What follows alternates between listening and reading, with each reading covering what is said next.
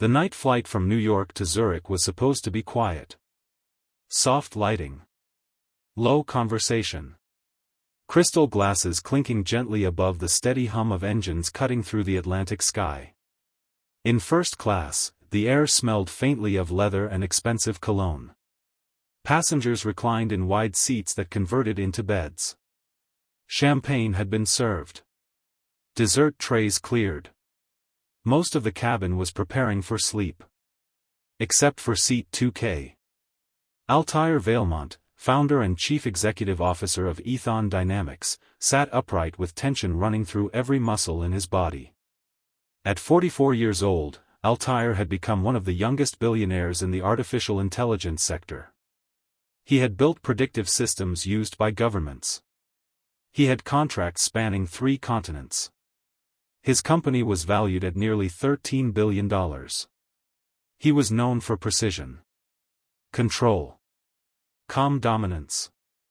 But in his arms, none of that power mattered. Because his 8-month-old daughter, Serafina Lowen Vailmont, was screaming. Not fussing.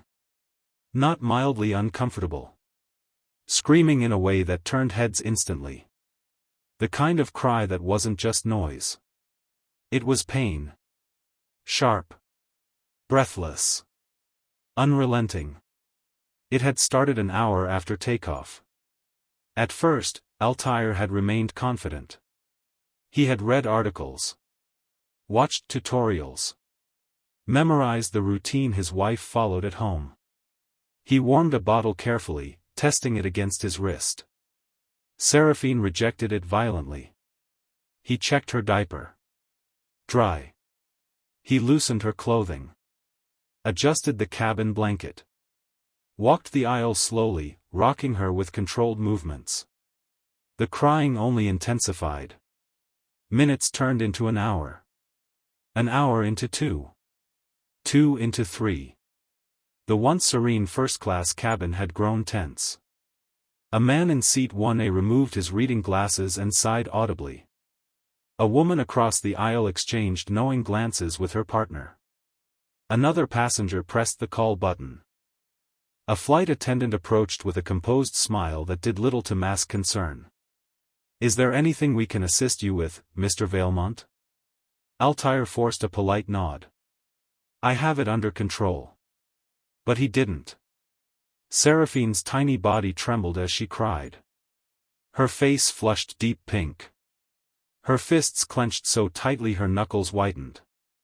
Altair felt something unfamiliar creeping into his chest. Not frustration. Not embarrassment. Fear. He was used to solving complex systems. He was used to commanding rooms filled with investors. He was used to controlling outcomes. This was different. This was raw. Human. Unpredictable. He thought of his wife, Isolde, recovering in a Boston hospital after complications from surgery. She had insisted he attend the Zurich summit. This contract secures the company's European expansion, she had told him weekly from her hospital bed. You can manage one flight with her. Altair had believed her. He had believed in preparation. But now, surrounded by wealth and polished discomfort, he realized something humbling. There is no algorithm for a crying child. A passenger muttered under his breath. This is absurd. Another whispered louder. Private jets exist for a reason. Altair's jaw tightened. He could feel their judgment pressing against him like physical weight. But he could not respond. Because Seraphine screamed again. Higher. Desperate. As if trying to communicate something he simply could not decode. Altair adjusted her against his shoulder. He tried soft humming. Then white noise through his phone. Nothing. Her cry echoed off the cabin walls. Passengers were no longer pretending to ignore it. They were staring openly now. Some annoyed. Some sympathetic. Most impatient. Altair closed his eyes briefly. For the first time in his adult life, he felt completely unqualified. And 3 rows behind the dividing curtain between first class and economy, someone else was listening. Not with irritation. Not with judgment. But with recognition. The engines hummed steadily as the plane crossed into deep night air. And the sound of a crying baby continued to dominate the sky. The night was far from over. 3 rows behind the curtain that separated first class from economy, Caliph Onyx Durham had not moved for nearly 20 minutes. He sat upright in seat 38B, elbows resting lightly on the fold-down tray, a thick mathematics text open in front of him. The overhead reading light cast a pale circle across the page, illuminating complex equations on nonlinear optimization models. Symbols and variables filled the margins where he had written additional notes in tight, careful handwriting.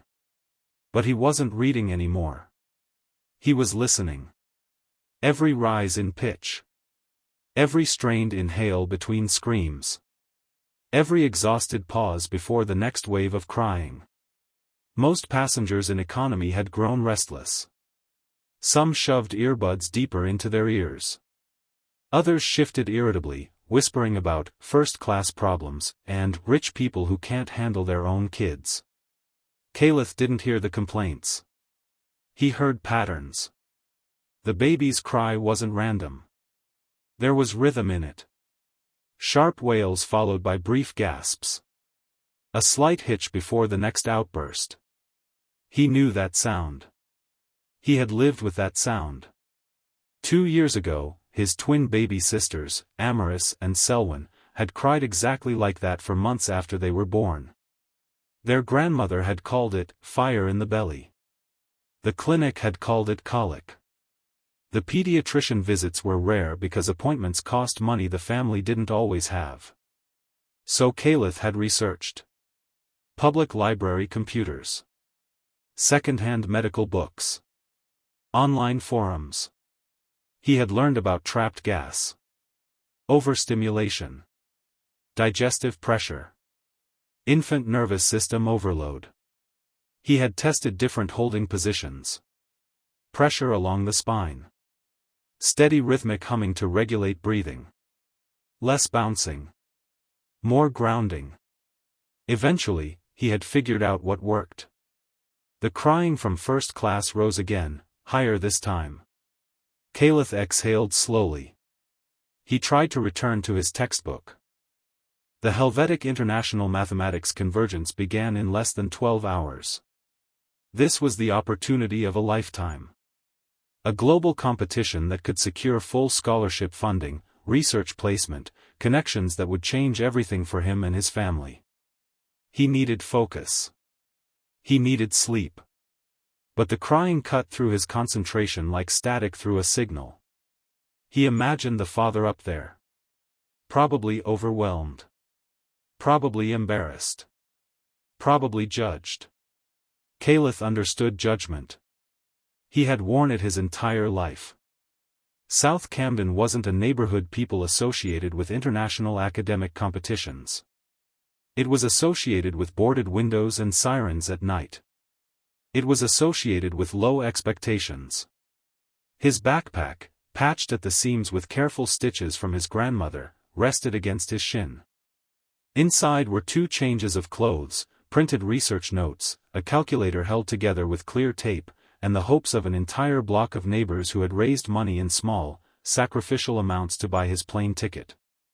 He thought about Mrs. Alder from down the street pressing $20 into his hand. "Bring us back something to be proud of," she had whispered. He thought about the car wash in the church parking lot. The bake sale that sold out in 2 hours. He thought about his grandmother hugging him at the airport. "You were born for more than this street," she had said. The baby screamed again. Longer this time. Caliph closed his textbook. His heartbeat slowed instead of quickened. This wasn't about class. It wasn't about wealth. It was about a child in distress. He stood up. Passengers glanced up, confused, as he stepped into the aisle. A flight attendant near the curtain between cabins looked at him cautiously. "Yes?" she asked quietly. "I think I can help," Caliph said. With what?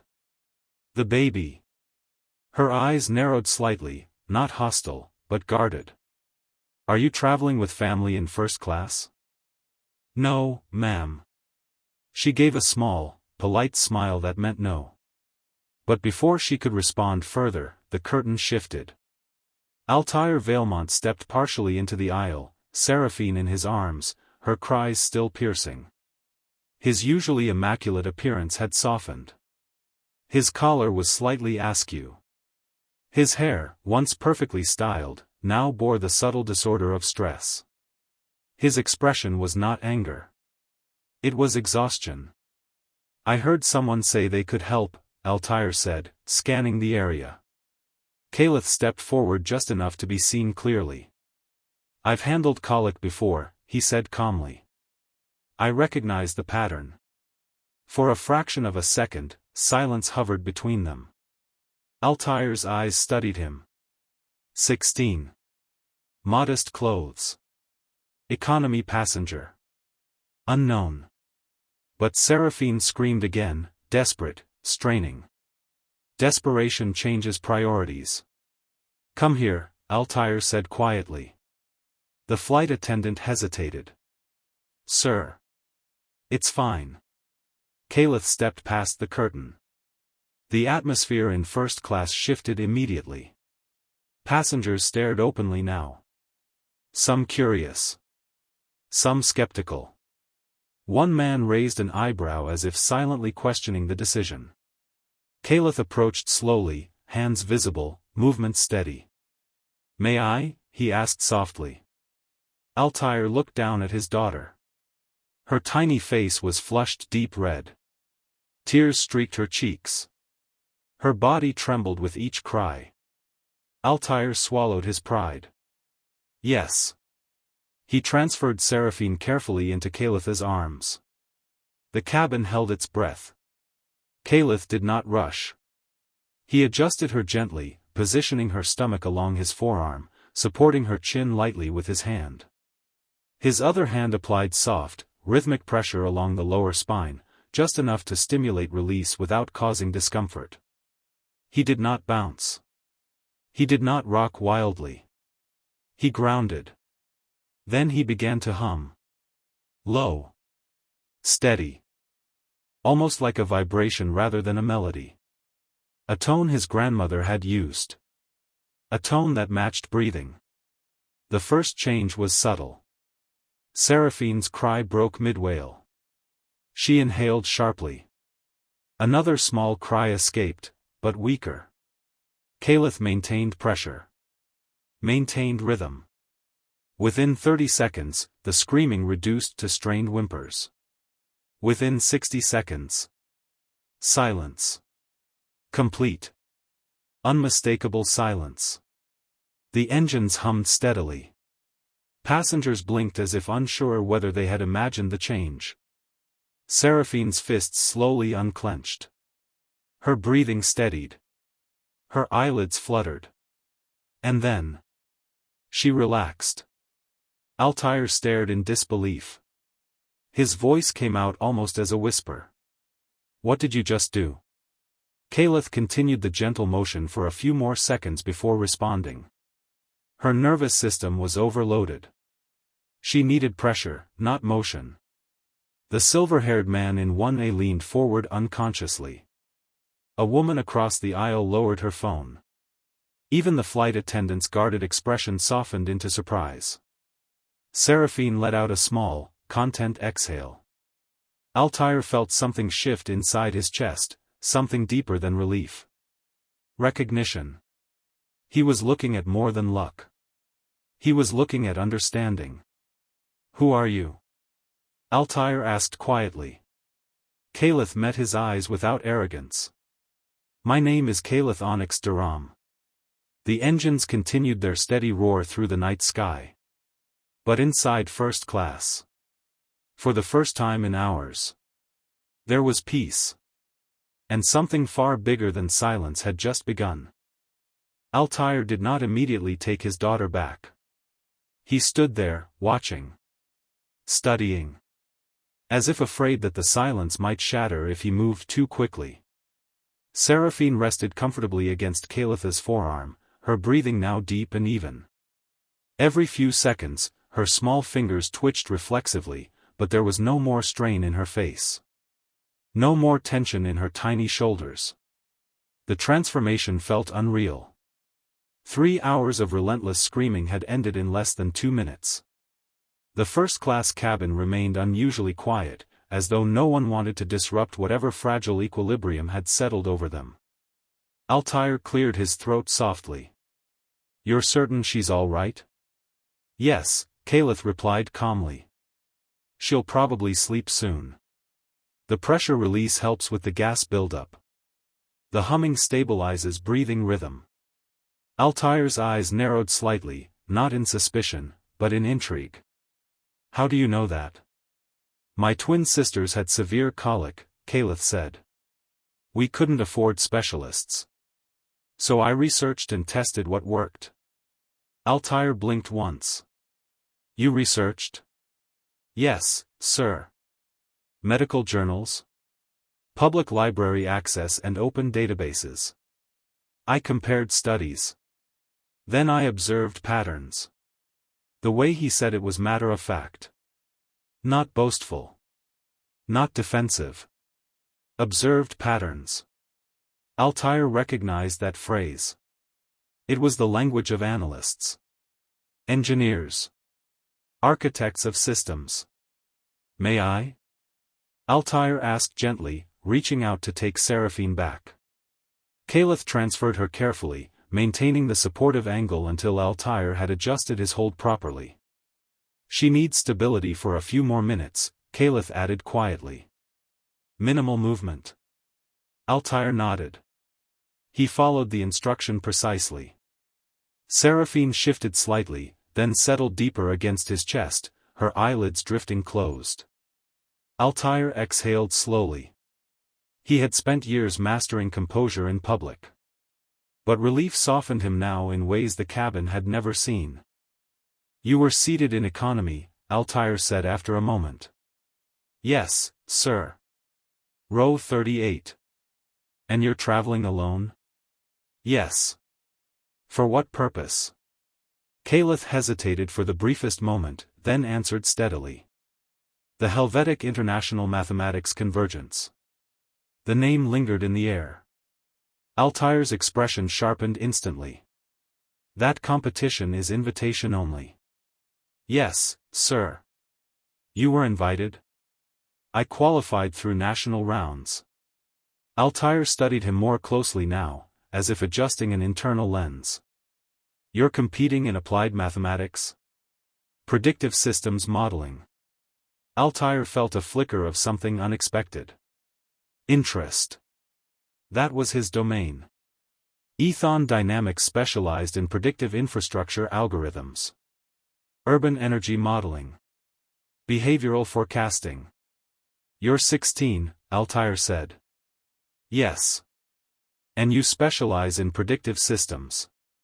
"Yes." Altair shifted slightly in his seat, still cradling his sleeping daughter. "What area specifically?" "Urban strain analysis.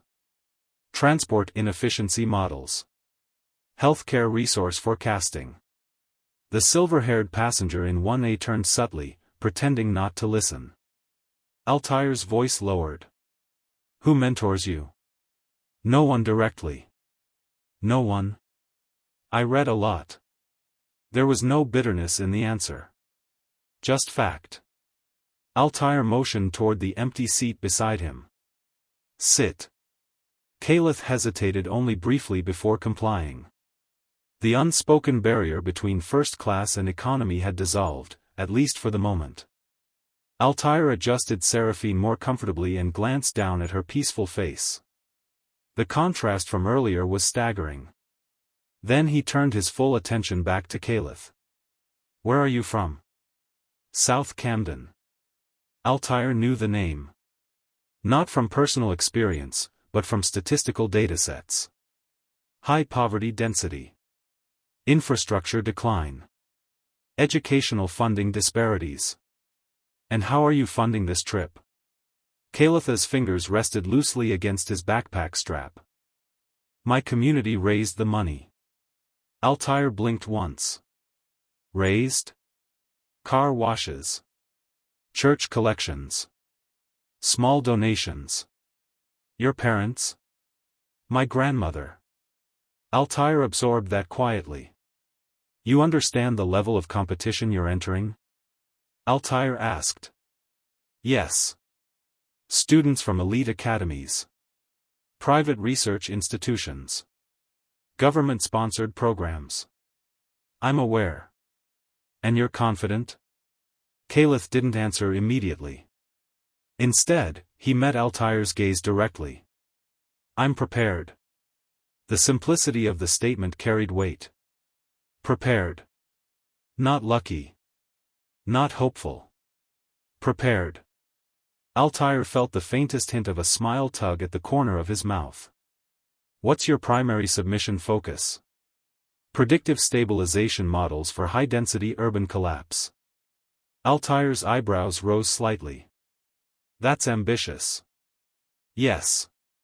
And you built these models independently? Yes. What platform? Modified open-source neural architecture. I rebuilt the training layers to compensate for hardware limitations. Altair went very still. Hardware limitations? My laptop overheats if I run full simulations. The way he said it was almost casual.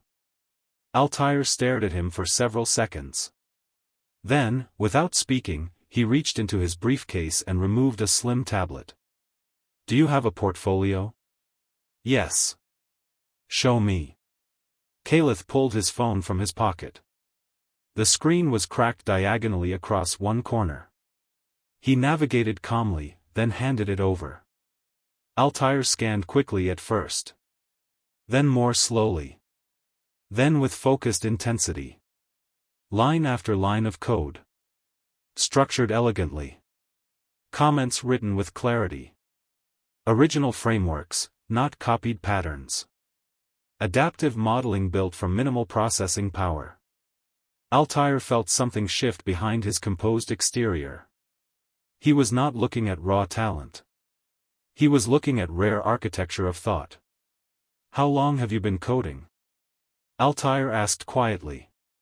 Since I was 13. Self-taught? Yes. Altair handed the phone back carefully. You built urban strain projections from South Camden data? Yes. Why? Because no one else was. The engines hummed steadily around them. Altair leaned back slowly in his seat. Across the aisle, passengers pretended to sleep but were clearly listening. Kalith, Altair said finally, his voice softer now, do you know who I am? Yes. That caught him slightly off guard. You do? Yes, sir. You founded Ethon Dynamics. And you read our research? Yes. Altair studied him with renewed attention. You used some of our early white papers as reference. Yes. A faint, almost incredulous laugh escaped Altair. So I indirectly mentored you without knowing. In a way. Seraphine shifted lightly in his arms, but did not wake. Altair looked down at her, then back at Kalith. You understand something? Altair said quietly. What's that? You solved a problem tonight that I couldn't. Kalith shook his head slightly. You just needed a different approach. Altair's eyes held his. Exactly. Silence settled again, but this time it was different. Not tense. Not curious. Intentional. Outside the window, endless black sky stretched across the Atlantic. Inside the cabin, something subtle but profound had shifted. Altair Valemont had spent his life identifying rare variables. Outliers. Anomalies that changed projections. And sitting beside him in first class, in worn sneakers and a patched backpack, was an anomaly. One that did not fit any of his previous equations. The summit in Zurich was important. The contract negotiations mattered. But suddenly, Altair sensed something else unfolding. Something unplanned. And potentially far more significant. Seraphine exhaled softly in her sleep. The flight continued through the night. But the trajectory of two lives had quietly begun to intersect in ways neither of them yet understood.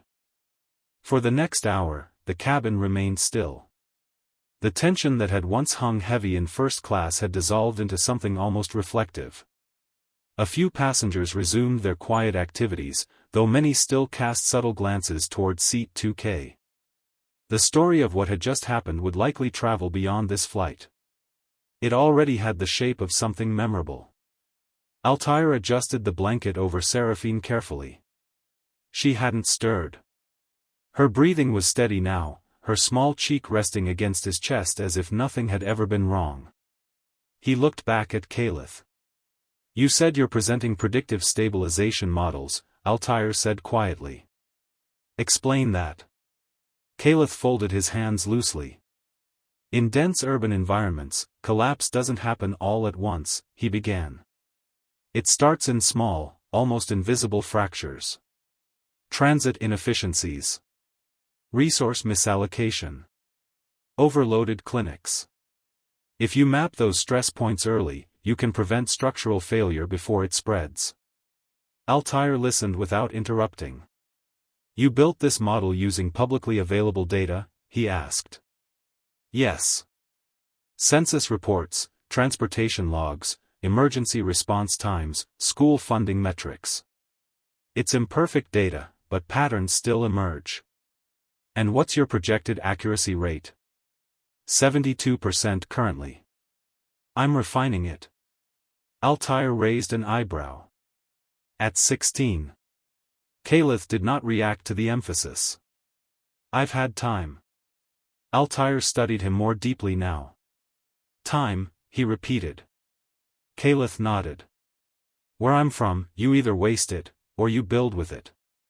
The answer was simple, but it carried the weight of experience far older than 16 years. Altair shifted slightly in his seat. "Where are you staying in Zurich?" he asked. "A youth hostel near the conference center." "How long?"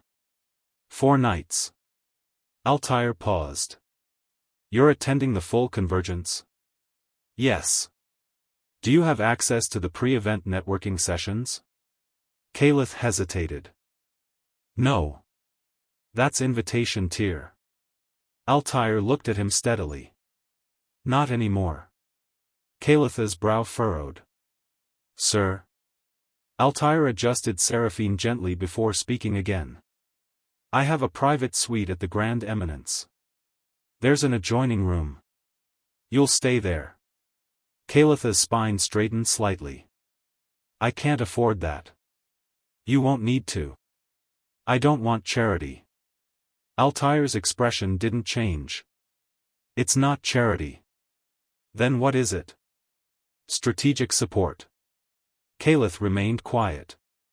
Altair continued calmly. "I invest in rare systems. Rare minds. Rare potential. Tonight you demonstrated all three." The words were direct, but not exaggerated. "You solved a complex problem under pressure. You acted without ego. And you did so without expectation of reward." Caliph's fingers tightened slightly against his backpack strap. "I wasn't thinking about reward." "I know," Altair replied. "That's precisely the point." Silence hovered between them again. The engines hummed steadily. "You don't owe me anything," Altair added. "But you deserve proper preparation for a competition at that level." Caliph looked toward the darkened window for a moment. He thought about the hostel. Shared bunks. Limited rest. Noise. Then he thought about the competition hall. Elite participants. Precision. Focus. He turned back. "I won't accept favors that come with conditions." Altair's voice was calm. "There are no conditions." No expectations? Only that you compete at your highest capacity. Caliph studied him carefully. And after? After, Altair said evenly, we see what the results suggest. That was honest. Caliph appreciated honesty. He exhaled slowly. Then I accept. Altair nodded once. Good. Across the aisle, the silver-haired man pretended to read but was clearly listening. Altair glanced briefly in his direction, then back to Caliph.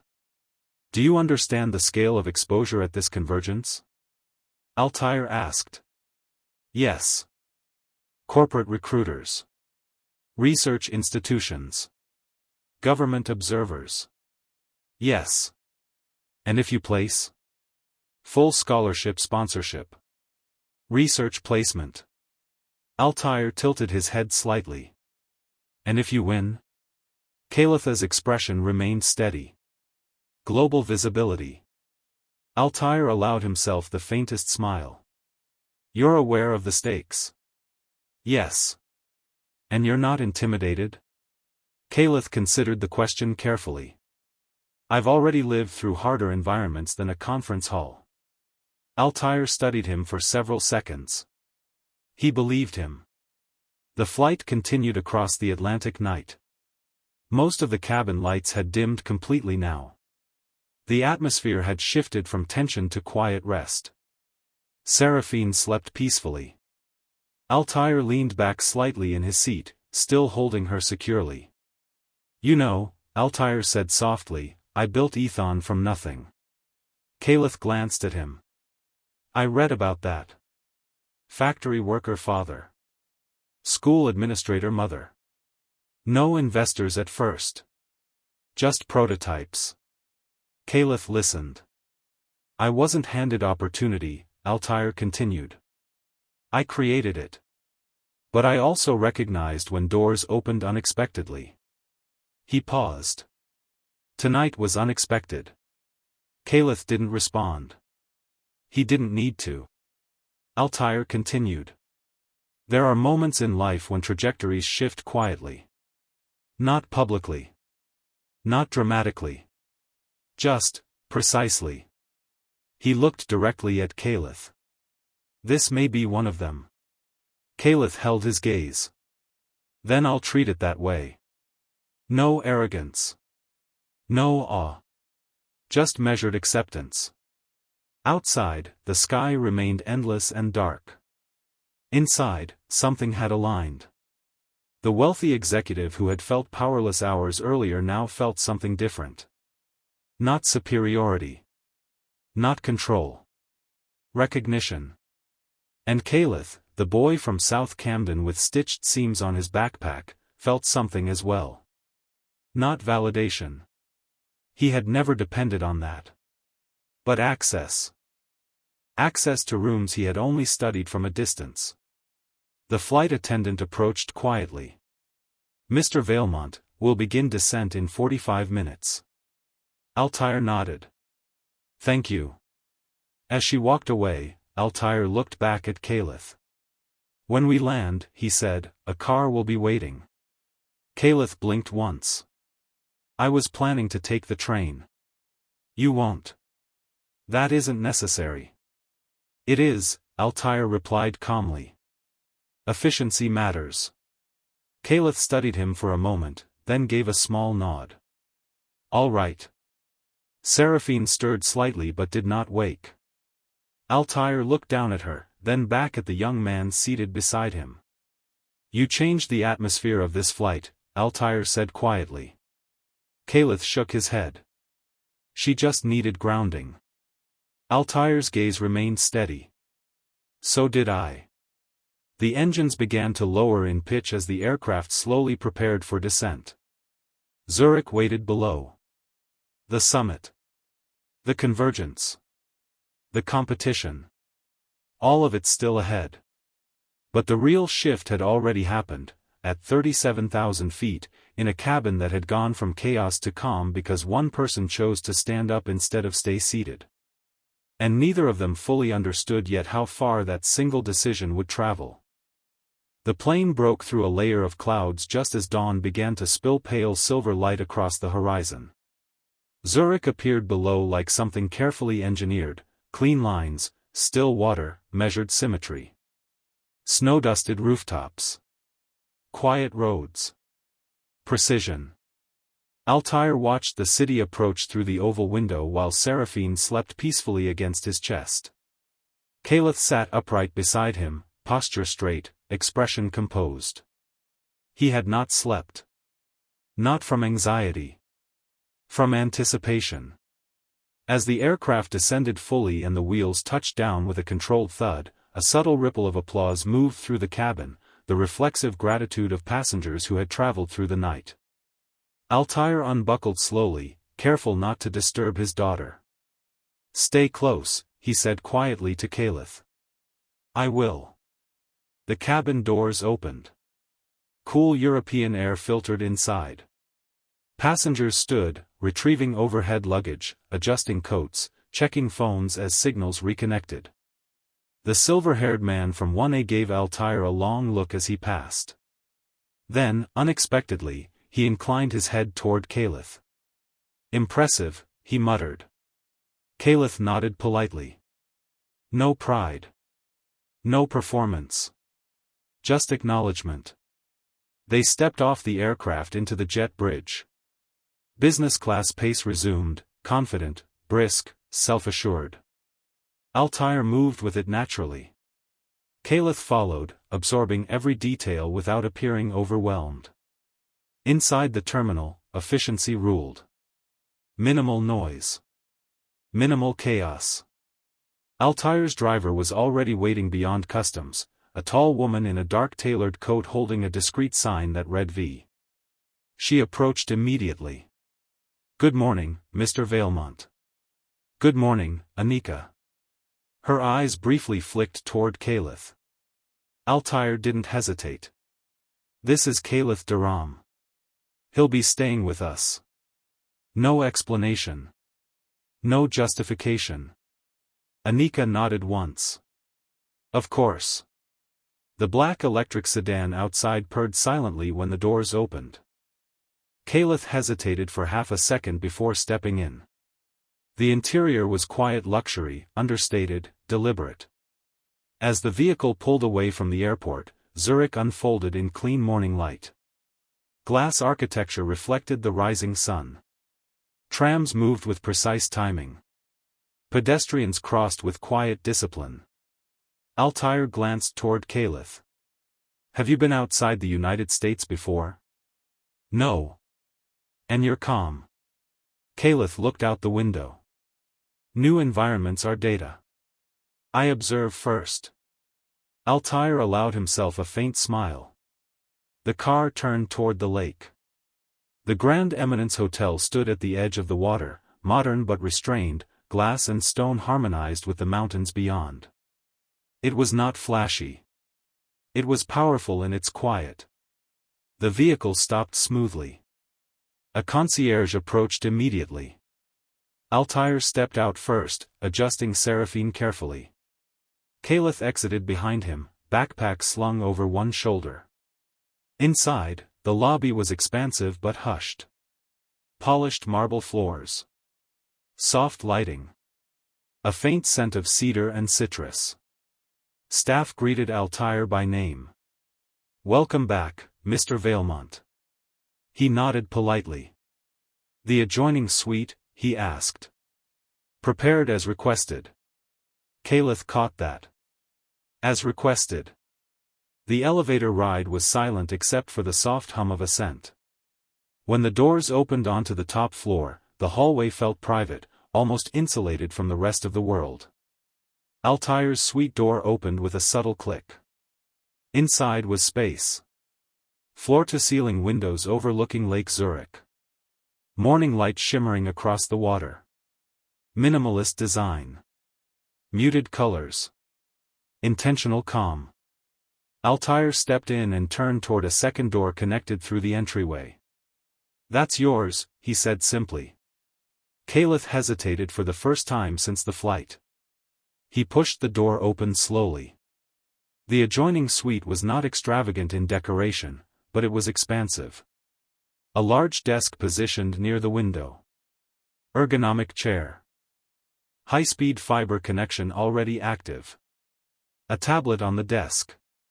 2 monitors. Fresh notepads. A sleek laptop still sealed in its box. Caliph stopped walking. Altair observed him carefully. "Open it," Altair said. Caliph looked back. "That's unnecessary." "No," Altair replied evenly. "It's strategic." Caliph approached the desk slowly. His fingers traced the edge of the laptop box. "This costs more than." "I know what it costs." Silence. Altair stepped closer. "You built predictive systems on hardware that overheats." "Yes. That's inefficiency." Caliph glanced at him. "I adapt. And now you won't need to." The words were calm, but final. Caliph opened the box carefully. New machine. High processing capacity. Advanced graphics support. Speed. Power. Tools he had only read about. He swallowed once, not from greed. From realization. "You expect something in return," he said quietly. Altair met his eyes. "I expect you to compete without limitation." Caliph considered that carefully. Then nodded. "That I can do." Altair turned slightly toward the main suite. "The Convergence opening session begins at 1400 hours, he said. "You have 4 hours. For preparation." "Yes." "And you?" "Board-level meeting at 11. Caliph absorbed the schedule. "You're trusting me alone here." Altair looked at him evenly. "I evaluated your integrity before I evaluated your code." That landed. Seraphine stirred lightly in Altair's arms but remained calm. Altair glanced down at her. "She'll stay with me during meetings," he said. Caliph nodded. "And tonight?" "Tonight," Altair said quietly, "we attend the private networking reception." Caliph looked up sharply. "That's restricted." "It isn't anymore." There was no arrogance in Altair's tone. Just certainty. Caliph stood in the center of the room for a long moment. 14 hours ago, he had been in row 38 of economy class, calculating how to stretch hostel meal vouchers. Now he stood in a private suite overlooking one of Europe's most precise cities, with computing power at his fingertips and access to rooms that had once been sealed. He did not smile. He did not celebrate. He walked to the desk and powered on the laptop. The screen illuminated instantly. No lag. No delay. He exhaled slowly. Altair watched from the doorway. "Caliph." "Yes." "Win."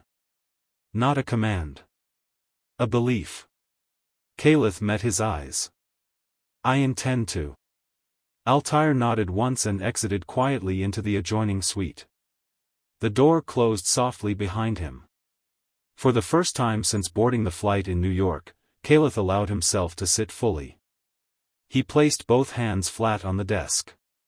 He looked out at the lake. At the mountains beyond. At a city built on precision and structure. Then he opened his model files. And began refining. Because access meant nothing without execution. And tomorrow, the world's sharpest young minds would gather under one roof. But none of them had arrived here the way he had. And none of them yet understood that the competition had already begun. Caliph worked without distraction for nearly 3 hours. The new machine processed simulations at a speed he had never experienced before. Models that once took 20 minutes to render now stabilized in under 30 seconds.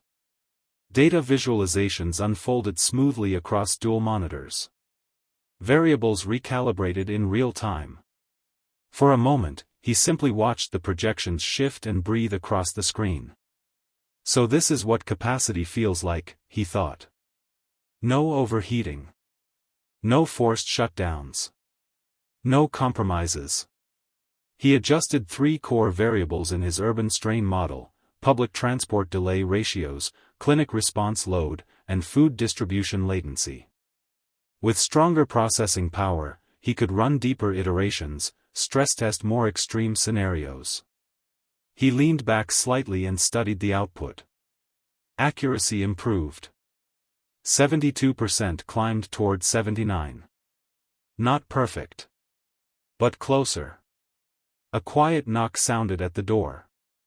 Caliph glanced up. "Come in." Altair stepped in, now dressed in a sharply tailored dark suit, posture composed, presence restored to its usual executive gravity. Seraphine rested against his shoulder, alert and calm. Altair's eyes moved briefly to the screens. "You're already optimizing," he observed. "Yes." "Improvement?" 7% so far. Altair nodded. "Good." He stepped further into the room, examining the data visualization with professional curiosity. "You're weighting emergency response heavier than transit." "Yes." Transit strain is visible earlier, but emergency overload triggers collapse faster. Altair studied him for a moment. "You think in layers?" "Yes." Altair shifted his gaze from the screens back to Caliph. "The reception tonight will include academic directors, private research firms, and government analysts." "I understand. They will test you." "I expect that. They may challenge your credentials." "I don't rely on credentials." Altair held his gaze for a second longer. Then nodded once. "Good." Seraphine reached toward Caliph unexpectedly. Caliph instinctively stepped closer, adjusting his posture so she could grasp his finger.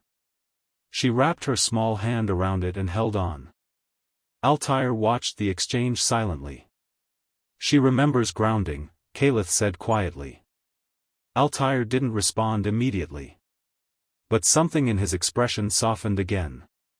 "I'll be back before 1300, Altair said finally. "Car leaves at 13:30. Caliph nodded. Altair exited. The door closed. Caliph turned back to the screen. He increased dataset depth. Expanded scenario range. Layered predictive failure mapping across 5-year projections. He wasn't just preparing to compete. He was preparing to defend his logic against scrutiny. Outside the window, Zurich moved with steady calm. Inside the suite, calculations intensified. Time moved quickly. By 1300, Caliph closed his laptop and changed into the only formal outfit he had brought, a dark blazer slightly too large at the shoulders but clean, pressed carefully before departure from home. He adjusted the sleeves once. Checked the mirror briefly. No performance. No theatrics. Just readiness. Altair returned precisely at 1328. "Ready?" he asked. "Yes." They descended together. The car ride to the convergence center was quiet. Large glass architecture came into view as they approached, a modern structure overlooking the lake, banners marking the Helvetic International Mathematics Convergence. Students from dozens of countries gathered outside. Some in tailored suits. Some in academy uniforms. Some accompanied by mentors, professors, institutional sponsors. Caliph stepped out of the vehicle calmly. He did not rush. He observed. Groups clustered by language and familiarity. Confidence radiated differently among them. Some displayed it loudly. Others quietly. Altair stood beside him. "You belong here," Altair said without looking at him. Caliph nodded once. "I know." Inside, registration desks lined the lobby. Badges were distributed. Digital tablets provided schedules. When Caliph gave his name, the attendant glanced at the screen twice. Then once more. "Ah," she said quietly. "You're in the Advanced Predictive Systems track." "Yes." You've drawn attention. Caliph didn't react outwardly. He simply accepted the badge. Altair noticed. What does that mean? He asked once they stepped aside. Preliminary submission review likely flagged, Caliph replied. That's good. Or controversial. Altair allowed a slight smile. Both are useful. They entered the main auditorium. High ceilings. Tiered seating. Large projection screens. A stage at the center. Participants filled rows slowly. Whispers of multiple languages blended together. Caliph took his assigned seat among the competitors. Altair moved to the observer section near the back. The opening address began precisely on schedule. A silver-haired academic director stepped onto the stage. Welcome to the Helvetic International Mathematics Convergence, she announced. You are the top emerging mind selected from over 47,000 applicants worldwide. The room grew silent. This is not merely a competition of equations. It is a test of applied reasoning, adaptability, and intellectual integrity. Caliph listened carefully. You will be evaluated individually and collaboratively. Judges are drawn from academia, industry, and government advisory councils. A subtle ripple moved through the room. The world does not need more isolated brilliance, she continued. It needs applied intelligence. Caliph absorbed that. Applied intelligence. That was his foundation. The first individual round began shortly after. Participants were escorted into examination halls, spaced evenly, monitored, devices restricted to approved systems. Caliph took his seat. A digital timer appeared overhead. 4 hours. 7 problems. Each increasing in complexity. The first involved advanced combinatorial optimization. The second, stochastic modeling with incomplete data sets. The third required constructing a predictive algorithm from partial system collapse inputs. Caliph read each question carefully before writing a single line. He did not rush. He layered his logic. He built arguments cleanly. He identified weaknesses in the provided assumptions and compensated. At the 2-hour mark, several participants shifted restlessly. One requested clarification from a proctor. Caliph remained still. Focused. He completed his final problem with 7 minutes remaining. Then he reviewed every step. When time was called, he stood calmly and exited the hall. Outside, conversations erupted immediately. Comparisons. Speculation. Confidence. Doubt. Caliph stepped aside near a glass wall overlooking the lake. He didn't engage. He evaluated internally. He had not been perfect. But he had been precise. Altair approached from across the lobby. Well, he asked. I performed within expected range. Altair's eyebrow lifted slightly. That's modest. It's accurate. Altair studied his posture. No visible anxiety. No inflated pride. Measured. Tomorrow is the collaborative round, Altair said. Yes. And the final presentation the day after. Yes. Altair nodded once. Good. As they exited the building, a small group of competitors glanced toward Caliph. Whispers followed. His name was already circulating. Not because of background. But because of structure. Inside those halls, logic outranked status. And logic had spoken. The sun dipped lower across the lake as they returned to the hotel. The evening reception awaited. Rooms filled with observers. Analysts. Investors. Decision makers. The next phase would not test equations alone. It would test presence. And Caliph, the boy from South Camden who once debugged code on a failing laptop, was about to step into rooms where projections shaped nations.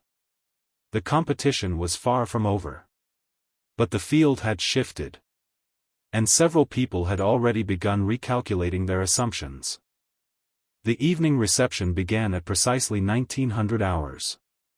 Soft amber lighting washed over the ballroom, reflecting off tall glass walls that overlooked Lake Zurich. The mountains beyond were now silhouettes against a darkening sky, their presence quiet but undeniable. Inside, conversation moved in controlled waves. Clusters of executives, academic directors, policy advisors, private research investors. Crystal glasses in hand. Measured smiles. Carefully chosen words. This was not a room where people raised their voices. Influence here moved softly. Altair entered first, posture effortless, expression calm. His reputation had preceded him long before this summit. Heads turned subtly. Conversations adjusted. Caliph walked half a step behind, absorbing everything without appearing impressed. He wore the same slightly oversized blazer. But he stood differently now. Grounded. The director from the opening ceremony approached within minutes. Mr. Valemont, she greeted smoothly. And you must be Caliph Durham. Yes, Caliph replied evenly. I reviewed your preliminary submission personally, she continued. Your adaptive collapse modeling is unconventional. In what way? Caliph asked.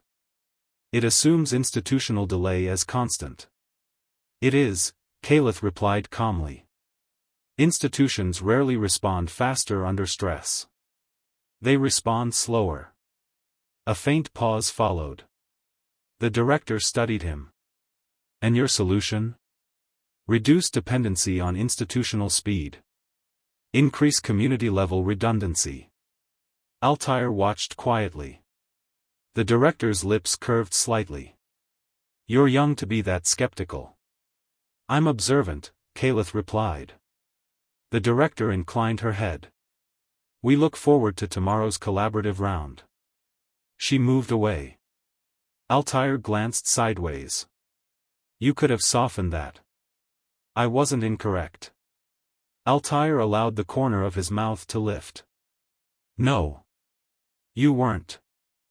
Across the room, a tall man in a charcoal suit approached with deliberate confidence. Altair Valemont, he said, extending his hand. Henrik Volland. Federal Advisory Analytics. Altair shook his hand. Of course. Henrik's gaze shifted to Caliph. And this must be your prodigy. I'm not owned, Caliph said calmly before Altair could respond. A brief silence followed. Henrik blinked once. Altair did not intervene.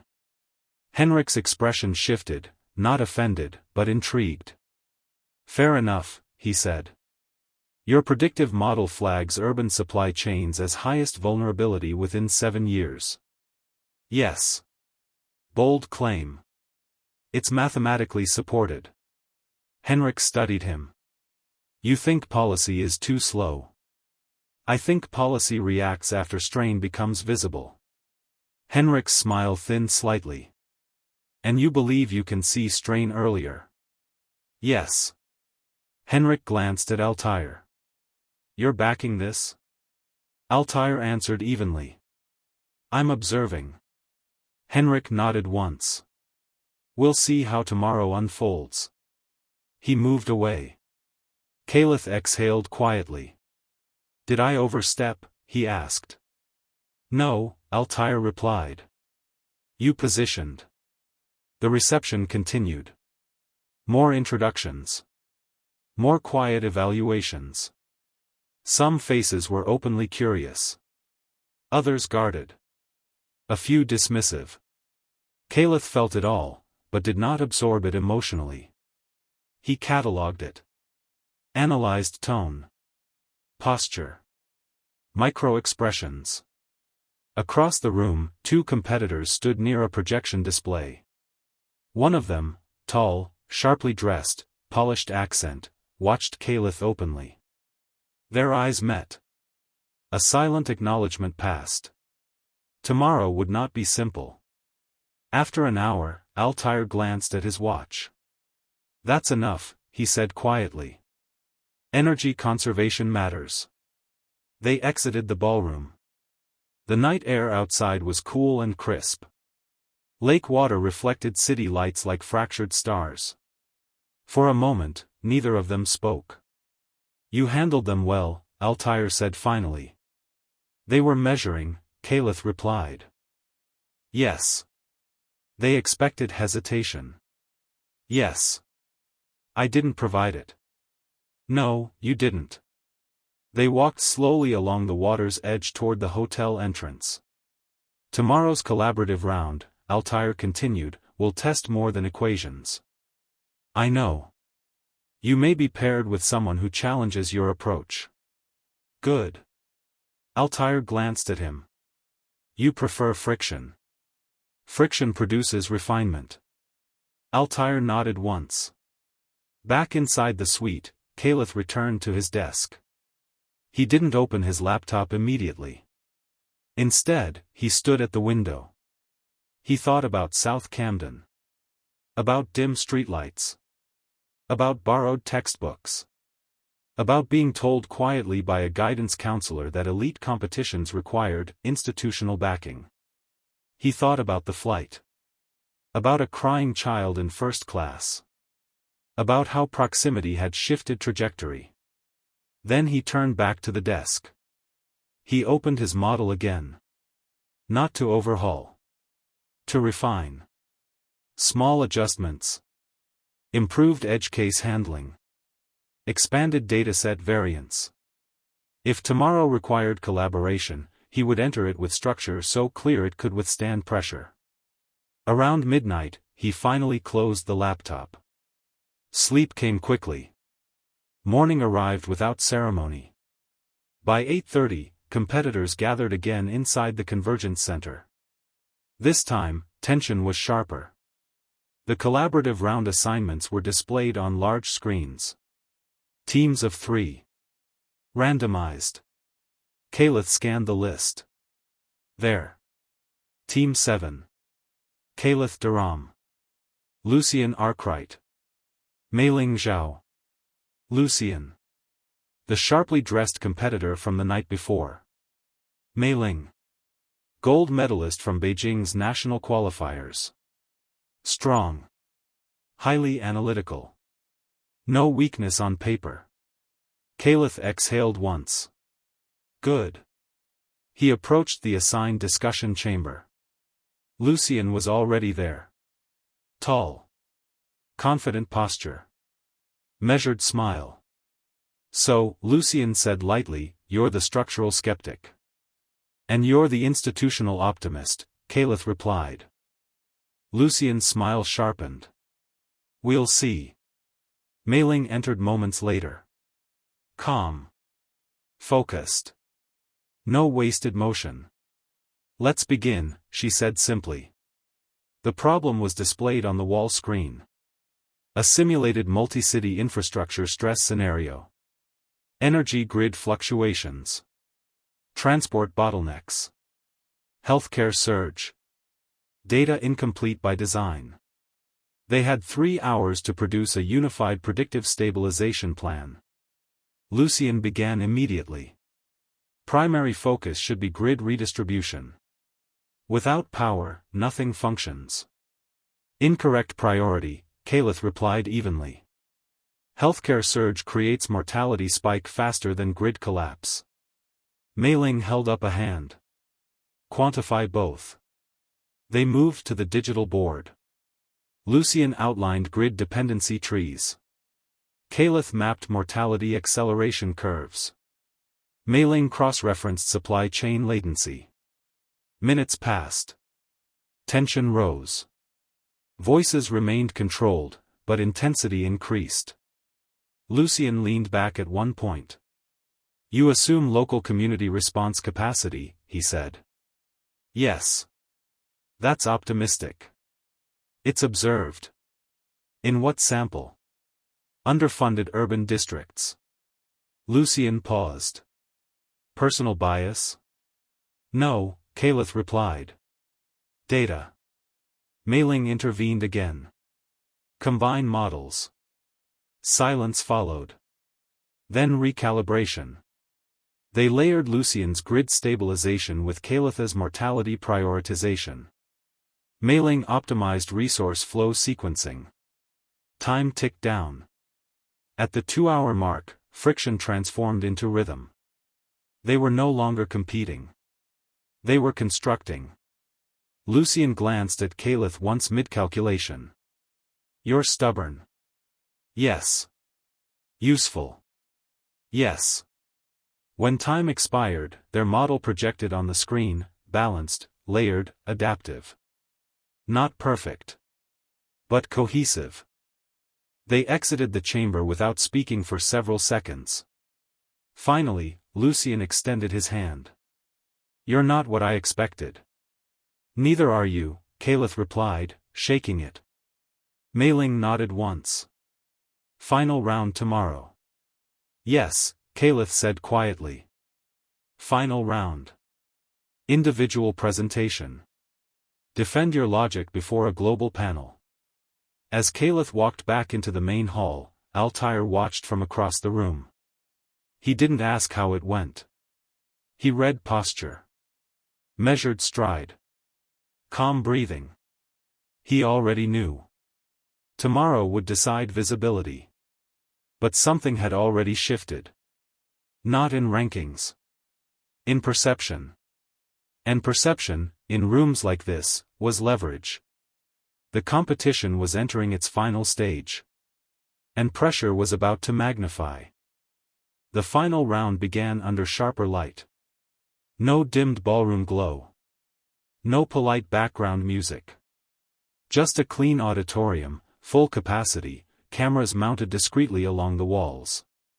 This session would be recorded. Archived. Analyzed later by institutions far beyond this room. Altair took his seat in the observer section again, Seraphine calm in his arms. She watched the lights overhead with quiet fascination. Caliph stood backstage with the other finalists. 8 of them remained. 8 from 47,000. Lucien stood 2 places away, reviewing notes on a slim tablet. Mailing adjusted her glasses calmly. No one spoke. The director stepped onto the stage. Today, each finalist will present their predictive stabilization model and defend its application under direct questioning. You will have 15 minutes to present. 10 minutes for panel interrogation. Interrogation. Not discussion. Caliph felt the word settle, not heavily, but clearly. Names were called alphabetically. Lucien presented first. Polished. Confident. Strong grid-first architecture with refined redundancy mapping. Applause followed. Next. Then another. Each model sophisticated. Each finalist precise. Caliph listened carefully from backstage, adjusting small mental notes. When his name echoed across the auditorium. Caliph Durham. He walked onto the stage without hurry. The lights were bright but not blinding. He placed his tablet on the podium. Looked up. Paused briefly. Then began. My model addresses urban systemic strain through mortality acceleration thresholds rather than infrastructure stability alone. Clear. Measured. No dramatic tone. Just structure. He advanced the first slide. Projected collapse curves appeared behind him. In most predictive systems, infrastructure failure is treated as primary. My research indicates that mortality spike triggers institutional destabilization faster than grid collapse. He moved fluidly through the layers. Healthcare prioritization. Localized redundancy. Community-level adaptive response. Institutional delay modeling. He did not oversell. He did not rush. He presented as if explaining to equals. At minute 13, he concluded. My assertion is simple. Systems do not collapse because infrastructure fails. They collapse because people do. Silence held for half a second longer than usual. Then light applause. The panel leaned forward. Interrogation began. Henrik Volland spoke first. You assume community response capacity under strain. What if local systems are already depleted? Then mortality spike accelerates, Kalith replied evenly. Which further proves infrastructure first prioritization is insufficient. A female academic panelist interjected. Your data sample skews toward underfunded urban districts. How does this model apply to affluent regions? Affluent regions mask strain longer, Kalith answered.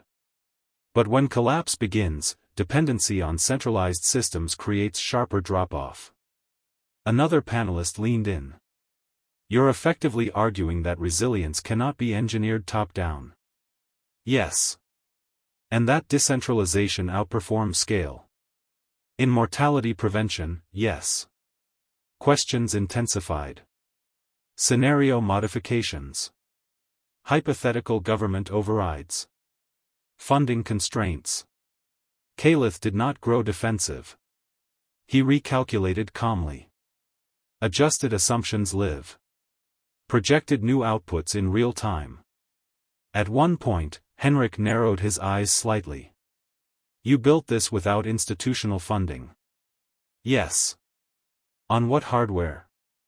Kalith paused only briefly. Limited hardware. Henrik's gaze flicked toward Altair in the audience. Then back. And you believe this model is globally scalable? Yes. Henrik leaned back. Silence again. The director glanced at the timer. Final question.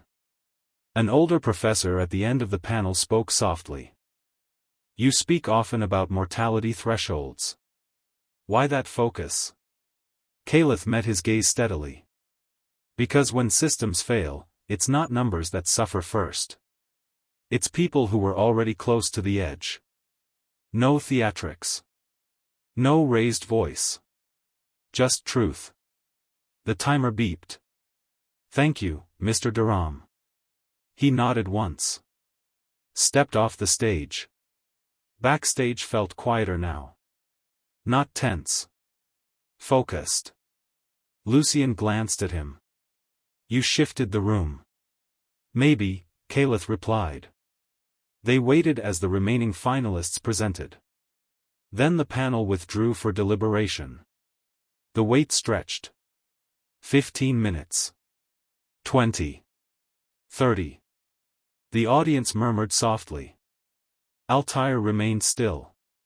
Seraphine played gently with his cufflink. Finally, the panel returned. The director stepped forward once more. The Helvetic International Mathematics Convergence recognizes not only technical precision, but applied intelligence under scrutiny. A breath held across the room. In third place. Applause. In second place. More applause. A pause lingered before the final announcement. For first place, and recipient of the Helvetic Applied Systems Fellowship. Another small pause. Kalith Durham. The sound that followed was not explosive. It was controlled. But it carried weight. Lucian exhaled sharply and clapped first among the finalists. Mailing followed. Kalith stood still for half a second, absorbing nothing emotionally yet. Then he walked back onto the stage. The fellowship certificate was handed to him. A handshake. Photographs. Cameras flashed. The director leaned in slightly. Your work will be reviewed by advisory councils across 3 regions. Kalith nodded once. Understood. From the audience, Altair allowed himself one quiet breath of satisfaction. Not pride. Recognition. The ceremony concluded shortly after. Crowds gathered. Reporters requested brief comments. Analysts approached. Henrik stepped forward again. You were right about institutional delay, he said calmly. Caliph met his gaze. Data suggested it. Henrik's expression shifted slightly. We may want to discuss application funding. Altair appeared beside them smoothly. I imagine you will, he said. Henrik inclined his head. We will be in contact. He moved away. Lucien approached next. Well earned, he said. You challenged effectively, Caliph replied. Mailing nodded once. We'll meet again. Yes, Caliph said. Outside the Convergence Center, afternoon light reflected off the lake again. But something had shifted. Not in the water. Not in the mountains. In trajectory. Caliph stood at the edge of the steps overlooking the city. Altair joined him quietly. You won, Altair said. Yes. You understand what that means. Yes. Altair studied him. And? Caliph looked toward the water. It means I now have responsibility to build it properly. Altair's gaze softened slightly. Good. Seraphine reached toward Caliph again. He took her small hand carefully. She smiled. No crying. No fear. Just calm. Altair glanced at him. You know, he said quietly, this started on a plane because she wouldn't stop crying. Caliph allowed the faintest hint of a smile. Systems signal strain before collapse. Altair exhaled lightly. Yes. They do. The city moved steadily below them. Cars followed precise lanes. Trams arrived on schedule. People walked with purpose. And somewhere across the Atlantic, a neighborhood in South Camden continued its ordinary rhythm, unaware that one of its own had just altered the probability curve of his own future. But this story was never about sudden miracles. It was about signal recognition. Access. Execution. And the understanding that sometimes, the most powerful shifts begin not in boardrooms, but in moments when someone chooses to listen instead of complain. The lake shimmered in afternoon light. The announcement did not end the movement around him. If anything, it intensified it. Invitations came quickly. Private research consortiums. Urban advisory councils. A European Innovation Grant Committee requesting a closed-door discussion before he even left Switzerland. Business cards changed hands. Secure contact links were exchanged. Altair stood slightly behind, not shielding him, observing who approached first, who waited, who calculated. Caliph answered questions with the same measured tone he used on stage. No inflated promises. No sudden bravado. When asked how it felt to win, he replied simply. It clarifies the work ahead. That answer circulated almost immediately. By evening, a short clip of his final response to the panel, "Systems collapse because people do," had already begun circulating across academic channels online. The hotel suite that night felt different. Not larger. Not more luxurious. But charged. Caliph sat at the desk again, the fellowship certificate resting flat beside his laptop. Altair entered quietly after settling Seraphine. They've scheduled 3 follow-up meetings tomorrow morning, Altair said. I expected that. One is government advisory. I expected that too. Altair studied him for a long moment. You don't look surprised. I ran probability models, Caliph replied. Altair allowed a quiet breath of amusement. Of course you did. Silence settled briefly.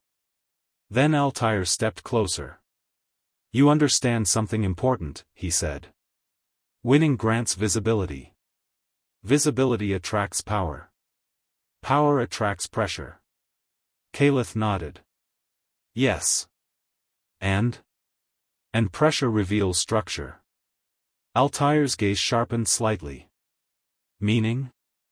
If the model survives scrutiny under pressure, it deserves expansion. If it doesn't, it needs refinement. Altair nodded once. You think long-term? Yes. Altair walked toward the window, hands loosely clasped behind his back. When I built Ethon Dynamics, I believed intelligence alone was enough, he said quietly. It isn't. Caliph waited. Integrity determines whether intelligence builds or destroys. Caliph absorbed that carefully. I won't compromise the mortality threshold prioritization, he said. I didn't expect you to. The lake outside reflected scattered city lights again. The same lake. But the current beneath it had shifted. The next morning unfolded in quiet precision. Meeting 1, European Urban Resilience Council. Formal. Structured. Interested in pilot testing. Meeting 2, Independent Infrastructure Think Tank. More skeptical. Focused on scalability. Meeting 3, Federal Advisory Analytics, Henrik's Division. Blunt. Direct.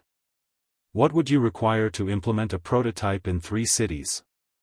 Henrik asked across a long glass table. Data transparency, Caliph replied. Local cooperation. And independence from political narrative. Henrik's eyebrow lifted. You're asking for insulation from interference. Yes. That's ambitious. So is preventing systemic collapse. Silence followed. Henrik leaned back. We'll consider conditions. After the final meeting concluded, Altair and Caliph stepped outside into crisp midday air. You negotiated, Altair observed. I clarified terms. They're not used to being told conditions. They're used to controlling leverage. Altair nodded once. And you shifted leverage? Yes. By late afternoon, arrangements were made. The fellowship included funding for a 12-month applied research residency, location flexible. Altair extended an offer before boarding their return flight. Establish your research division within Ethon Dynamics, he said evenly. Autonomous. Independent oversight. Full data capacity. Caliph looked at him carefully. Why? Because predictive modeling without implementation is theory, Altair replied. And I prefer execution. You would fund decentralization research that critiques institutional delay. Yes. Why? Altair paused. Then answered plainly. Because I'd rather improve a system I'm inside than defend one that's flawed. That landed. Caliph didn't respond immediately. He considered. Then nodded. I'll accept, with autonomy written clearly. It will be. They boarded the flight back to New York without tension. This time, when Seraphine stirred midair, Caliph adjusted her position gently before she escalated. She settled within seconds. Altair noticed. You anticipated it. Yes. How? Microsignals. Breathing shift. Eye movement. Altair looked at him steadily. Most people complain about noise, he said quietly. You listened. Yes. Back in South Camden, nothing had changed visually. Same brick buildings. Same uneven sidewalks. Same corner store lights flickering slightly after dusk.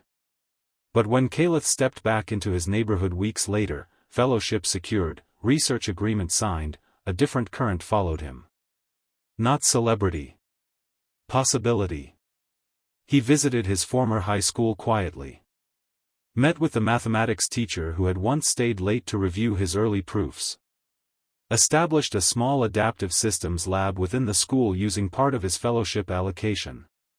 3 computers. Reliable hardware. Open source modeling tools. No fanfare. Just access. He met students who reminded him of himself. Sharp. Observant. Underestimated. You don't need perfect conditions, he told them. You need structure and persistence. Within Ethon Dynamics, his division formed quickly. Urban mortality modeling. Decentralized resilience frameworks. Applied predictive thresholds. Resistance came internally at first. Some executives questioned the focus. Altair stood firm. Long-term structural stability increases valuation, he stated during a board meeting. This is not charity. It's foresight. Data backed him.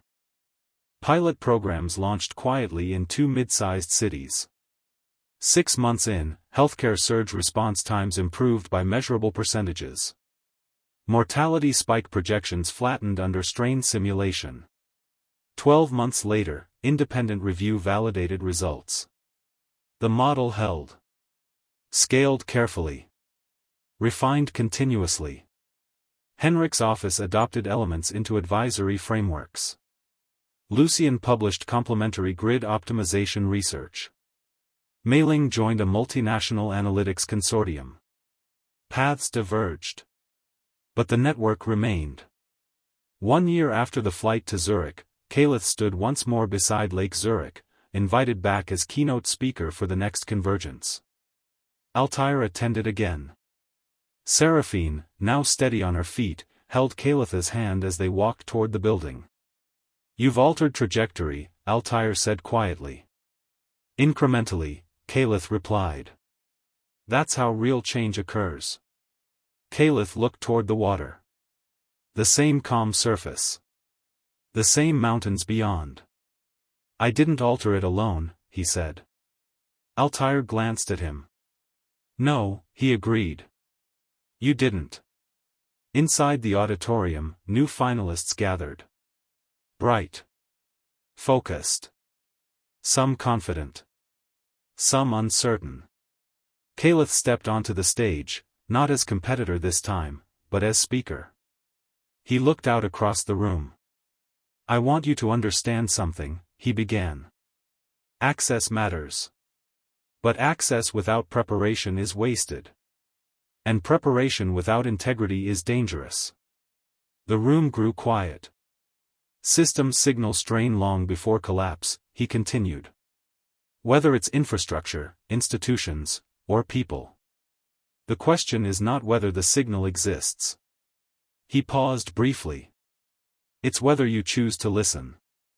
In the audience, Altair held Seraphine as she watched quietly. No crying. No chaos. Just calm awareness. The speech ended without theatrics. Applause followed, steady and genuine. Outside, the lake shimmered under afternoon light once more. The story that began with a crying child on a night flight had unfolded into something larger. Not a miracle. Not a rescue. A sequence of choices. Listening instead of complaining. Offering instead of dismissing. Executing instead of hesitating.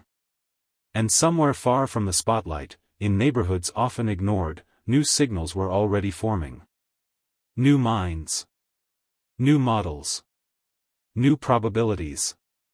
Because the most powerful shifts rarely announce themselves loudly. They begin quietly. With someone who pays attention. And decides to act.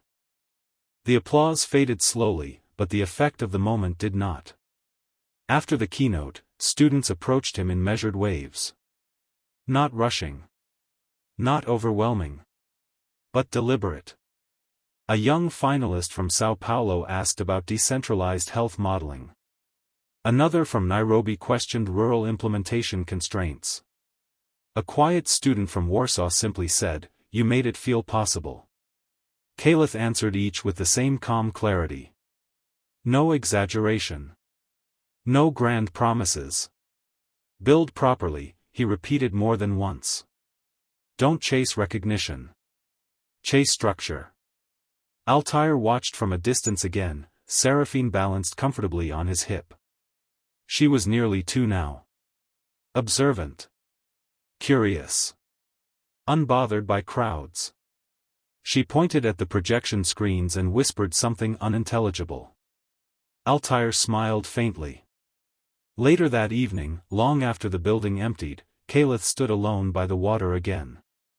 The surface of Lake Zurich moved with soft ripples under evening wind. He thought about the night flight. About exhaustion.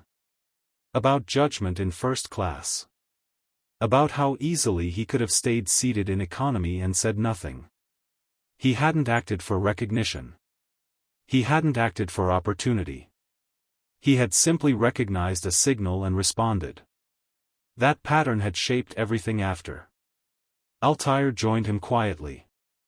"You've become difficult to surprise," Altair said. "Patterns repeat," Caliph replied. "Not all of them." "No," Caliph agreed. "But most do." Altair leaned slightly against the railing. "Ethon's board wants to expand your division globally," he said. Caliph didn't react immediately. "To how many cities?" 22 in the next 3 years. Caliph considered that carefully. "Gradual scaling only," he said. "No shortcuts." Altair nodded. "I expected that answer." Silence stretched comfortably between them. "You know," Altair said after a moment, "before that flight, I measured success differently." "How?" "Acquisition value. Market dominance. Expansion metrics. And now?" Altair looked toward Seraphine, who was now crouched near the railing studying her reflection in the water. "Now I measure whether the systems I influence reduce strain instead of amplify it." Caliph nodded once. "That's structural maturity." Altair glanced at him sideways. "You speak like you're older than you are." "I had to," Caliph replied simply. They returned to the hotel shortly after. The next morning, news outlets across multiple regions published coverage of the convergence. Not sensational headlines. Measured ones. Emerging predictive model challenges infrastructure-first thinking. Decentralized mortality framework gains institutional interest. Caliph declined most interviews. He preferred research. Within 2 years, his division at Ethon Dynamics had grown quietly but powerfully. Urban pilot programs expanded to 5 countries. Early detection algorithms reduced healthcare surge overload by measurable margins. Localized response networks were strengthened through small, scalable tech partnerships rather than massive top-down contracts. Critics existed. Some policymakers resisted decentralization. Some corporate strategists argued it reduced centralized leverage. But the data remained consistent. Mortality curves flattened where the model was applied. That fact carried weight. Meanwhile, the South Camden Adaptive Systems Lab grew from 3 computers to 12. Former students entered regional competitions. One earned a scholarship to a major engineering institute. Another published a paper in a youth analytics journal. Caliph visited regularly. Never with cameras. Never with announcements. Just presence. "Remember," he told them once, "capacity isn't about where you start. It's about how you respond when you see strain." Years passed with steady momentum rather than explosive headlines. Altair's company shifted its public positioning gradually, less focused on aggressive acquisition, more on sustainable predictive systems. Board resistance softened as long-term valuation stabilized and public trust increased. Henrich's advisory division adopted decentralized mortality indexing into national resilience frameworks. Lucian's grid optimization merged seamlessly with Caliph's community-level response models. Mailing led a cross-continental data ethics initiative that ensured predictive systems did not become tools of surveillance. Their paths intersected occasionally at conferences and advisory summits. Mutual respect deepened over time. One quiet autumn afternoon, nearly 6 years after the flight that started it all, Caliph found himself seated again on an aircraft, this time as invited advisor to an international resilience coalition. He chose economy. Not for optics. For observation. Midway through the flight, a child several rows ahead began to cry. Passengers shifted uncomfortably. Some sighed. Some muttered. Caliph listened. Not to the volume. To the pattern. Irregular breathing. Sudden pitch spikes. He stood calmly, approached the parent gently, and asked, "May I?" The mother hesitated only briefly. He adjusted the child's posture slightly, shifted ear pressure gently with small movements, stabilized breathing rhythm. Within minutes, the crying subsided. A few passengers glanced back in surprise. Caliph returned to his seat quietly. No applause. No attention sought. Just correction of strain. He looked out the window as clouds moved beneath the aircraft. Patterns repeated. Signals emerged. Responses shaped outcomes. When the plane landed, he walked into a new city prepared not just with data, but with practiced awareness. Because in the end, the story had never been about a billionaire. Or a competition. Or even a victory. It was about attention. About recognizing instability before collapse. About choosing action over complaint. About building systems that protected people instead of impressing shareholders. And about understanding that the most meaningful influence often begins in small, unobserved moments. Somewhere, in classrooms and research labs and neighborhoods that once felt invisible, new minds were forming. New models being written. New probabilities adjusting quietly. The world would always carry strain. That was inevitable. But collapse? Collapse was often preventable. If someone was willing to listen. If someone was willing to respond. If someone was willing to build. And so the work continued. Not loudly. Not theatrically. But steadily. Because real change does not announce itself with noise. It grows where attention meets integrity. And that is how the story truly ends, not with a single victory, but with a system that learned to listen before it broke. Years later, the origin of it all became almost a quiet legend inside certain circles. Not exaggerated. Not dramatized. Just referenced. The flight, some would say, when explaining how the decentralized mortality framework began receiving attention at the highest levels. But for Caliph, it was never mythology. It was memory. And memory kept him precise. A decade after the convergence in Zurich, the framework had been implemented in varying forms across multiple continents. Not identically. Not rigidly. It had evolved. Adapted to local culture, local governance, local strain signatures. But its core remained intact. Identify mortality acceleration early. Strengthen local response. Reduce dependence on delayed central reaction. The measurable outcomes spoke quietly but powerfully. Cities that adopted early detection indexing saw reduced emergency overload during heat waves. Regions that integrated decentralized response nodes recovered faster from infrastructure disruption. Healthcare surge modeling prevented silent bottlenecks that once went unnoticed until too late. It wasn't perfect. No system ever was. But collapse curves bent. And bending curves meant lives. Altair had transitioned from CEO to executive chairman by then. Younger leadership ran daily operations. But the philosophical shift he once chose to make remained embedded in the company's structure. One evening, in his office overlooking the Boston skyline, Altair watched a live dashboard of urban resilience metrics across several pilot cities. The curves were stable. Balanced. No red alerts. He allowed himself a quiet breath. There was a knock at his door. Seraphine entered first, now a teenager, composed, sharp-eyed. Caliph followed. He no longer carried himself like the young competitor from Zurich. He carried himself like someone who had built something durable. You still monitor them yourself, Caliph observed. Altair nodded. Habit. Seraphine stepped closer to the screen. City 14 adjusted response thresholds this week, she said. Local override reduced delay. Caliph glanced at her, faintly impressed. Your tracking changes. She shrugged lightly. Patterns repeat. Altair smiled.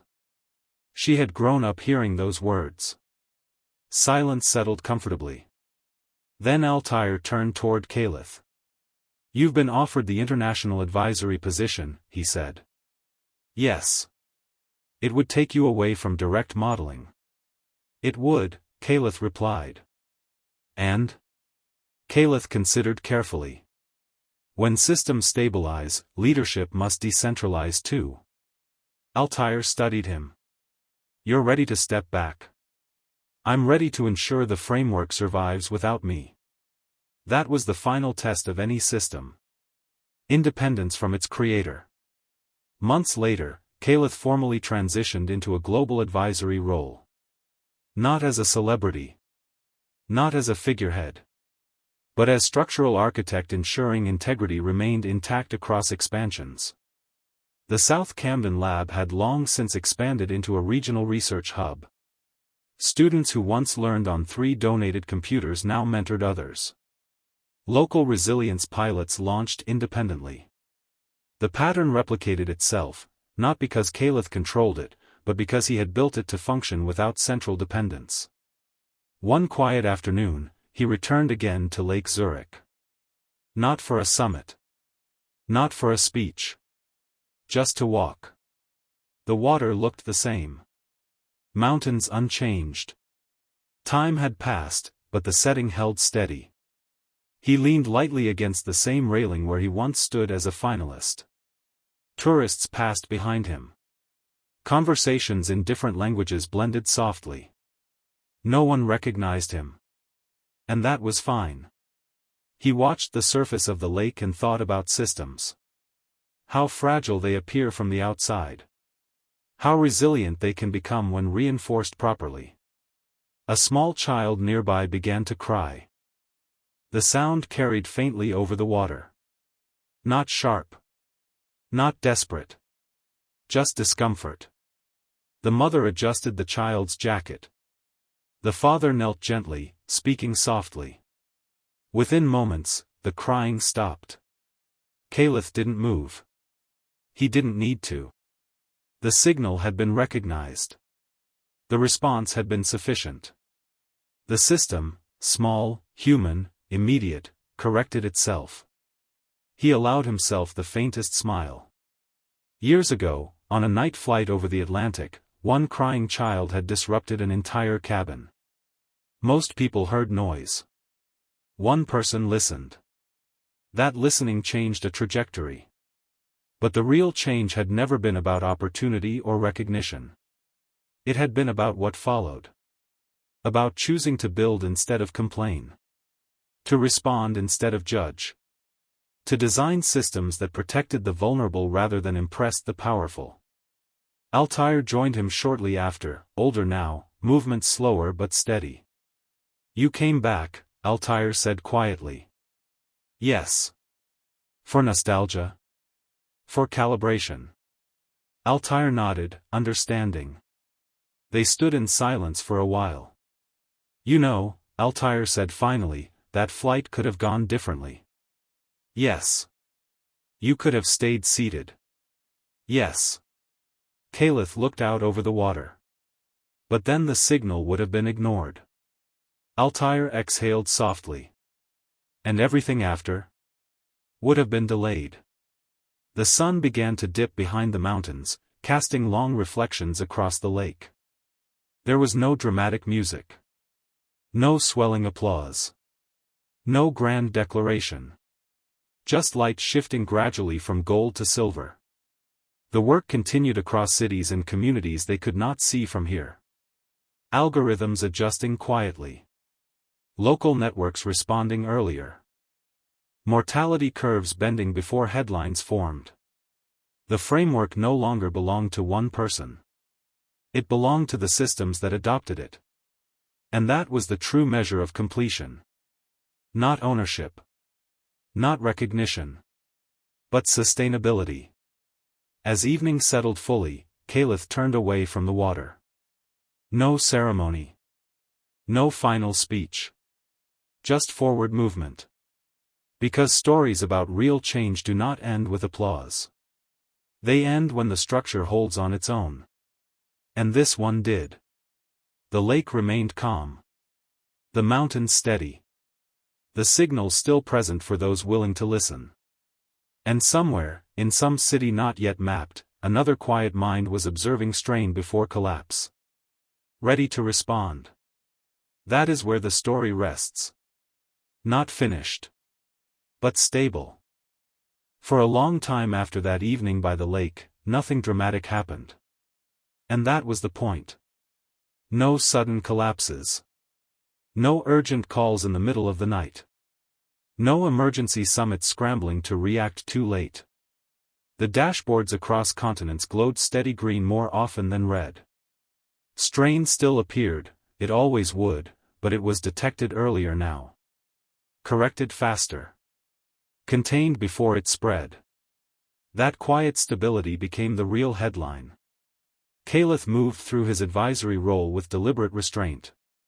He refused ceremonial titles that carried prestige without responsibility. He declined keynote tours that would have turned him into a symbol instead of a systems architect. Instead, he spent his time in smaller rooms. With local councils. With hospital administrators. With transit coordinators who understood bottlenecks not from theory, but from daily friction. He listened more than he spoke. He asked better questions than he gave speeches. Where is the first signal? Who notices it? What happens between noticing and action? That gap, between noticing and action, was always where collapse began. And that gap was where he worked. Altair gradually stepped fully away from executive influence, confident the company's structural shift would outlast him. One evening, long after official retirement, he sat at home reviewing a simple report Seraphine had brought him. She had chosen to study behavioral systems engineering. Not because she felt obligated. But because she had grown up watching what attention could change. They're integrating community-level signal reporting into school systems, she said, handing him the tablet. Altair adjusted his glasses. Earlier detection of social strain? Yes. Attendance fluctuation. Behavioral shifts. Environmental stress indicators. Altair looked up at her. That sounds familiar. She smiled slightly. Patterns repeat. He leaned back slowly, thoughtful. Do you remember the flight? He asked. I remember stories about it, she said. You've told it enough times. And what did you learn from it? She didn't answer immediately. That systems don't fail loudly at first, she said finally. They whisper. Altair nodded once. Yes. Back in South Camden, the research hub had expanded into a multi-building collaborative center. Not branded after Caliph. He had insisted on that. It carried the name Adaptive Futures Collective. Students moved through its halls daily, working on predictive agriculture models, localized energy balancing systems, educational strain analytics. None of them saw themselves as saviors. They saw themselves as builders. One afternoon, Caliph stood in one of the classrooms watching a group of teenagers argue respectfully over a modeling discrepancy. You weighted the variable too heavily, one said. No, you underestimated delay, another replied. Caliph didn't intervene. He watched them work it out. They weren't waiting for authority. They were testing structure. That was the real success. Later that evening, he walked alone through the neighborhood streets. Familiar sidewalks. Familiar sounds. Different trajectory. A younger student caught up to him. Is it true you started all this because of a crying baby on a plane? The boy asked. Caliph glanced at him, amused. It started because I paid attention, he corrected gently. The boy frowned slightly. That doesn't sound big enough. It is, Caliph replied. They reached the corner store. The streetlights flickered on. "You think I could build something that important?" the boy asked quietly. Caliph looked at him carefully. "Important isn't the right word," he said. "Useful is." The boy nodded slowly. "That I can try." "Good," Caliph said. Years continued to pass without spectacle. Which meant the systems were holding. Urban collapse predictions became rarer in news cycles. When natural strain events occurred, heat waves, infrastructure outages, supply chain disruptions, response times were measurably shorter. Mortality spikes that once followed were reduced. Researchers refined the framework beyond its original design. They improved it, challenged it, strengthened its weaknesses. And Caliph welcomed that. Because a system that cannot evolve will eventually fail. On another quiet visit to Zurich, now decades removed from the competition, he walked once more by the lake. Older now. Hair touched faintly with gray. Movement steady. The Convergence building still stood. New banners. New finalists inside. He did not enter this time. He did not need to. He paused near the railing as the sun reflected off the water. A faint sound carried from behind him, a small child fussing, uncomfortable. He turned slightly. The parent knelt calmly. Adjusted. Listened. Responded. The fussing stopped. Caliph looked back at the water. There it was again. The pattern. Signal. Attention. Response. Stability. He didn't smile widely. He didn't feel triumphant. He felt something quieter. Completion. Not because the work was done, but because it no longer depended on him. The framework had become culture in places he would never visit. The listening had spread beyond his reach. And that was enough. The sky shifted gradually toward evening. Mountains darkened in silhouette. Water smoothed into stillness. The story that began with disruption had matured into continuity. No grand finale. No dramatic closing chapter. Just a system that learned to listen before it broke. And a world that, in small but measurable ways, bent its collapse curves earlier than before. Caliph turned from the lake one last time. No ceremony. No audience. Just forward motion into whatever strain would appear next. Because the story was never about the flight. Or the competition. Or the victory. It was about attention. And attention, once taught, does not disappear. It replicates. Quietly. Steadily. Until collapse becomes less inevitable. And listening becomes instinct. That is where the story rests. Stable. Ongoing. Complete. And so, if you were expecting fireworks at the end of this story, there aren't any. No dramatic headline flashing across global screens. No statue built in a city square. No orchestral swell as the credits roll. Because the most powerful transformations rarely end with noise. They end with stability. Years after that night flight over the Atlantic, if you were to study the data quietly, without bias, without the need for spectacle, you would notice something subtle. Urban mortality curves in certain regions bend earlier than they used to. Emergency response strain stabilizes faster. Local networks activate before central systems even realize pressure is building. Not everywhere. Not perfectly. But measurably. And measurable change is real change. The framework no longer carries one name. It exists in municipal guidelines. In open-source repositories. In university syllabi. In small community councils that have never heard of Zurich or international summits. It exists in habits. That is how you know something has lasted. Altair eventually stopped checking dashboards daily. Not because he stopped caring, but because he no longer needed to. The system functioned without constant oversight. Seraphine grew into her own work, designing early childhood stress detection models that operated ethically and transparently. She once told her father, "You taught me that power should reduce strain, not increase it." He corrected her gently. "No. Someone else taught me that." Back in South Camden, the Adaptive Futures Collective expanded again. Not through massive donations. Through replication. Other neighborhoods built their own versions. Other cities adapted the structure. Other young minds questioned assumptions earlier. Caliph rarely gave interviews.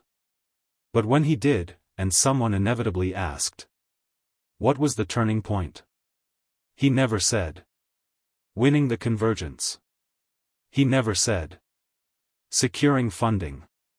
He never said, meeting a billionaire. He said something much simpler. I heard something other people dismissed. Because that was the truth. A crying child disrupted a cabin full of influence. Most heard inconvenience. One person heard a signal. And responded. That response created proximity. Proximity created opportunity. Opportunity met preparation. Preparation met integrity. Integrity built structure. Structure reduced collapse. That is the full arc. Not luck. Not destiny. Not rescue. Attention. And action. If you strip away the conferences, the funding, the advisory councils, what remains is simple. When strain appears, do you complain? Or do you listen? When systems show weakness, do you exploit it? Or do you strengthen it? When you gain access, do you hoard it? Or do you decentralize it? The world will always carry pressure. There will always be noise. Always be disruption. Always be moments when something feels inconvenient, uncomfortable, out of place. But hidden inside inconvenience is information. Hidden inside disruption is signal. And inside signal, if recognized early, is prevention. That is where this story truly settles. Not in Zurich. Not in boardrooms. Not in applause. But in quiet moments, on planes, in classrooms, in neighborhoods, in control rooms, where someone notices something small. And chooses not to ignore it. The lake remains calm. The mountains remain steady. Cities continue to hum with complexity. And somewhere, right now, another signal is forming. Another strain beginning softly. The difference now is this. There are more people listening. And that is enough. If this story moved you even a little, don't let it end here. Take one thing from it, just one, and apply it today. Pay attention to something small. A pattern others ignore. A problem people complain about but never examine.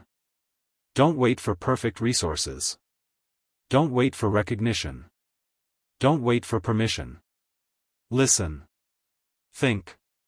Build. Because the next shift in your life, or in someone else's, might not start with a big opportunity. It might start with a small signal. If you believe attention can change outcomes. If you believe systems can be strengthened instead of blamed. If you believe preparation matters when opportunity appears. Then subscribe to this channel. Join this community of builders, thinkers, and listeners. Share this story with someone who needs to hear it. Drop a comment telling me what signal you've been ignoring, and what you're going to do about it. Because real change doesn't begin with noise. It begins with people who are willing to notice.